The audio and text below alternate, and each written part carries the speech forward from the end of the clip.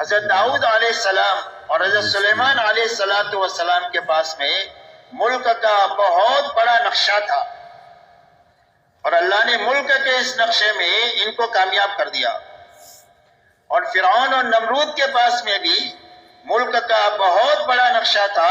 اللہ نے ان دونوں کو ملک میں رکھ کر اللہ نے ان کو ناکام بنا دیا۔ مال کا بہت بڑا نقشہ قارون کے پاس تھا، اس کے خزانے کی چابیاں ایک طاقتور جماعت اٹھایا کرتی تھی۔ آپ انداز لگائے اس کا کتنا بڑا خزانہ ہوگا، لیکن اللہ نے اس کو اس کے خزانے کے ساتھ زمین میں دسایا ہے، اور قیامت تک یہ دستہ ہی چلا جائے گا۔ دوسری طرف مال حضرت عبد الرحمن ابن عوف رضی اللہ تعالیٰ عنہ کے پاس تھا، اور اتنا زیادہ مال تھا کہ ان کے انتقال کے بعد جب وراثت کو تقسیم کیا گیا ہے وارثوں میں، تو سونے کی اینٹوں کو کاٹ کر تقسیم کرنے کے لیے کاٹنے والوں کے ہاتھوں میں چھالے پڑ گئے، لیکن اتنے بڑے مال نے حضرت عبد الرحمن ابن عوف کا نقصان نہیں کیا، بلکہ ان 10 صحابہ میں سے ہے کہ جن کو اللہ کے نبی صلی اللہ علیہ وسلم نے دنیا ہی میں جنت کی بشارت دیا۔ اسی لیے فرمایا نعم المال الصالح للرجل الصالح، فرمایا حلال مال ہے اور نیک آدمی ہے تو کیا حرج کی بات ہے، اس لیے کہ اس حلال مال سے وہ کام کیے جا سکتے ہیں جو بغیر مالکیت کے نہیں ہو سکتے۔ تو مال یہاں بھی ہے، مال وہاں بھی ہے، وہاں ناکامی ہے، یہاں کامیابی ہے۔ تجارت قوم شعیب کے پاس تھی، بڑی بڑی منڈی آئی، اللہ نے قوم شعیب کو تجارت میں اجاڑ دیا، اور تجارت مدینہ منورہ میں مکہ کے مہاجرین کے پاس بھی تھی، مہاجرین تجارت پیشہ تھی، اللہ نے ان کو تجارت میں چمکا دیا۔ باغات قوم سبا کے پاس تھے، اللہ نے قوم سبا کو باغات کے بڑے بڑے نقشوں میں رکھ کر اجاڑ دیا، نہ ماننے کی بنیاد پر۔ اور باغات انصار مدینہ کے پاس تھے، اللہ نے ان کو باغات میں رکھ کر چمکا دیا، اور اللہ نے ایسی برکت دیا کہ آج تک ساری دنیا مدینہ منورہ کی کھجوریں کھا رہی ہے۔ اس لیے بنیادی بات سمجھنے کی ہے کہ اللہ کی یہاں سے کامیابی کا کوئی بھی دنیا کا سبب نہیں ہے، اور کوئی بھی حال کامیابی ناکامی کے لیے نہیں ہے۔ اس کی مثال برتن کی ہے، اس پر کامیابی اللہ ہی کی طرف سے آئے گی، اور ناکامی بھی اللہ ہی کی طرف سے آئے گی۔ کامیابی کے آنے کی بنیاد حکم کا پابند ہونا ہے، اور ناکامی کے آنے کی بنیاد خواہش پر اور اپنی منمانی پر چلنا ہے۔ اسی لیے دعوت اور تبلیغ کے راستے سے کسی کا کاروبار چھوڑانے کی محنت نہیں ہے،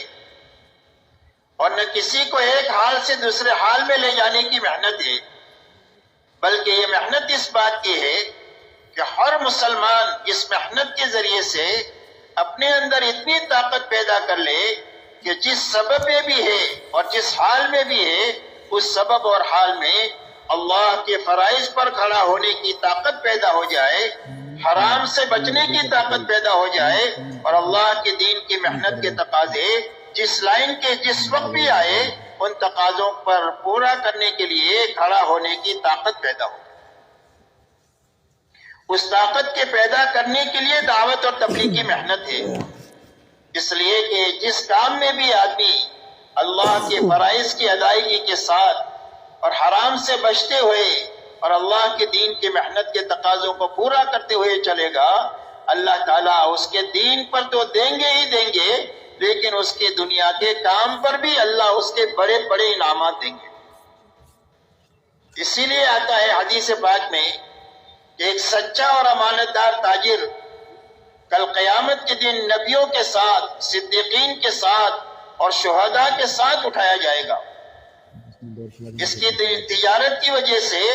وہ آخرت میں اتنا اونچا مقام اس کو عطا فرمائیں گے، حکم پورا کرنے کی برکت سے، سچائی اور امانت داری کی وجہ سے۔